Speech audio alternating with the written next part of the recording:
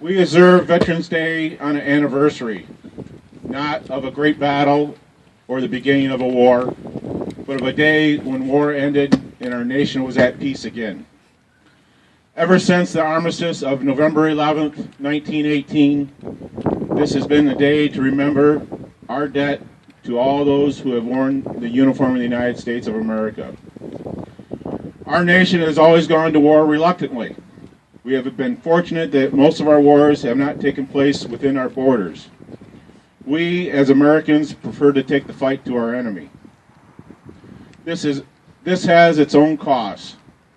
There are over 120,000 American service members buried overseas in 25 permanent American cemeteries. Over 83,000 American service personnel are still missing in action, 73,000 alone from World War II. They rest in unmarked graves in foreign countries or forever lost to sea.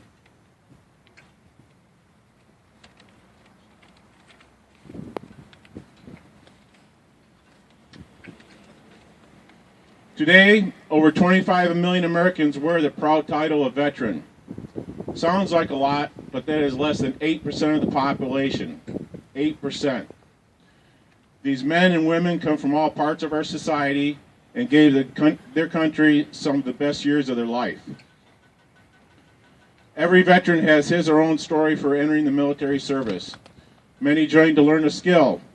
Some enlisted at the beginning of a conflict, while others started their service at an academy or ROTC program.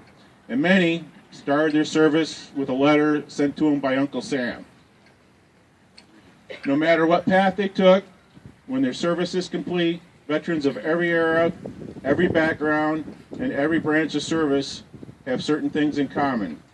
Those shared commitments and experiences form a bond that lasts a lifetime.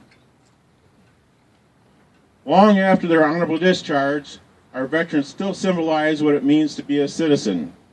Go into any community of this country and you will find veterans in positions of service and leadership in a much higher number than the 8% I mentioned earlier. But on the other hand, veterans make up a larger percentage of the homeless population and the unemployed. Most estimates are that up to 15% of the homeless are veterans. And many of those are men and women that have recently served in the war on terrorism. Many of these same recently discharged veterans are also unemployed. While most of the country is enjoying the lowest unemployment rate in over a decade, the rate among veterans is over 9%.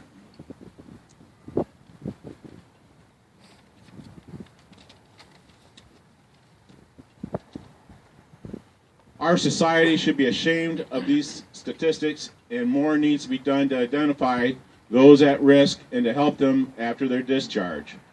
Many veterans are aware that there are programs in place to help them, but that same abundance of pride that was their motivating factor in them joining the military in the first place keeps many from asking for help. They don't want to be seen asking for a handout, which it isn't. They've earned it. It's up to all of us, veterans and non-veterans alike, to be on the lookout for those veterans and to go out of our way to help them when they need it. To any employer looking for capable self-starters, I say this: every veteran has lived by a strict code of discipline and accountability, which follows many into civilian life. The experiences and responsibilities demanded of our military members cannot be taught or learned at any college, seminar, or self-help book. You can't go wrong in hiring a vet.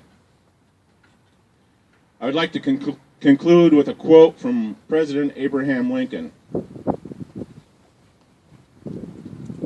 Honor to the soldier and sailor everywhere who bravely bears his country's cause.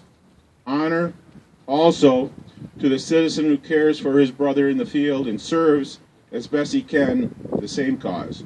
Thank you.